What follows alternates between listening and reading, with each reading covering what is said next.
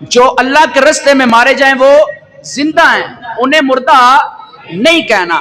اب سوال ہوتا ہے، باری تعالی ملک پاکستان کی آزادی کے لیے جب ہمارے سپاہیوں نے، بہادروں نے جنگ کے اندر شرکت کی تھی، وہ شہید ہوئے، وہ تو چلے گئے دنیا سے، ہمیں تو نظر نہیں آتے، نہ ہم ان کا لباس پہننا دیکھتے ہیں، نہ ہم ان کی نمازیں پڑھنا دیکھتے ہیں، نہ ہم ان کا چلنا پھرنا دیکھتے ہیں، نہ ہم ان کا کھانا پینا دیکھتے ہیں، وہ تو چلے گئے، قبر کے اندر ہیں۔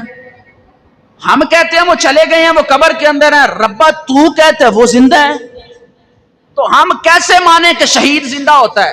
ذہن میں سوال آتا ہے نا کہ اللہ کہتا ہے شہید زندہ ہے، بھائی کیسے زندہ؟ وہ تو دنیا سے ہی چلا گیا، تو شہید زندہ کیسے ہے؟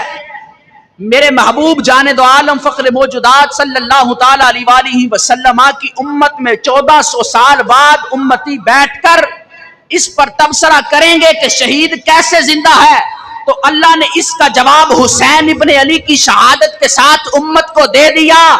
جب حسین نے سر نیزہ قرآن کی تلاوت کی تو حسین نے نیزے پر سر چڑھا کر قرآن سنا کر بتا دیا، زمانے والوں اللہ حق ہے، اوے دیکھو شہید ایسے زندہ ہوتا ہے۔